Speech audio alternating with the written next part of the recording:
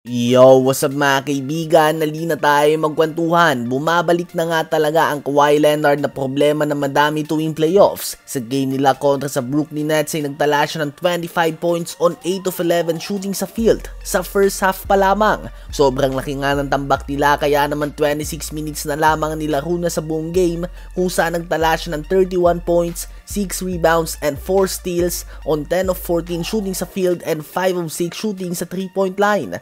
21 points, 12 rebounds nga si Ivica Zubac on perfect 9 of 9 shooting sa field sa loob lamang ng 24 minutes of playing time. 17.6 assists din si James Harden at 14 points in just 6 minutes si Patty Mills. Natambakan nga nila ang Brooklyn Nets sa score na 132-100. Sa last 8 games nga ni Kawhi mga kaibigan ay nagtatala siya ng 27 points, 8 rebounds, 4 assists and 2 steals per game on more than 60% shooting sa field. Problema nga talaga kapag ganitong level of play ang pinapakita ni Kawhi Leonard mga kaibigan lalo na tuwing playoffs. Balik panalo naman ang Golden State Warriors sa pagbabalik ni Stephen Curry. Tinalo nila ang New Orleans Pelicans sa score na 111-95. Nanguna si Curry with 23 points, 4 rebounds, 6 assists and 3 steals. Subalit 7 of 21 lang nga siya sa field and 5 of 16 naman sa 3 points. At 18 points, 10 rebounds and 4 assists din ang ambag ni Jimmy Butler. Dahil pareho silang nanalo ng Clippers ay mananatiling tabla ang kanilang record at 6 seed pa din nga ang Clippers, 7 seed ang Warriors at 8 seed pa din ang Minnesota Timberwolves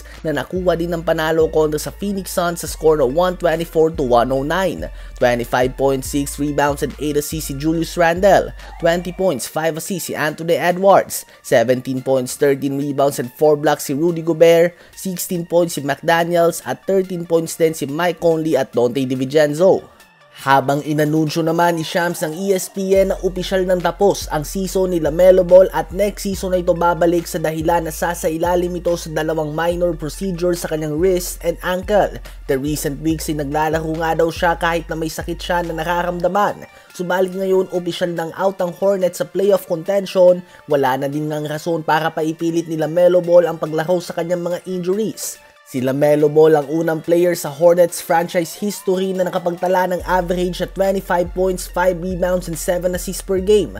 Ganun pa man tuloy pa din nga ang kanyang mga problema sa injury. The last 3 seasons nga kung saan may 246 total games ang Charlotte Hornets, 105 lamang na ilaro niya. That is only 42% mga kaibigan. Sa ngayon nga ay mukhang wala pa din patutunguhan ng Hornets franchise at umaasa sila na mapunta sa kanila si Cooper Flagg ng Duke na mukhang mas gusto pa nga bumalik sa kolehiyo kaysa mapunta sa Hornets o kaya naman sa Washington Wizards. Ano ba masasabi nyo tungkol dito?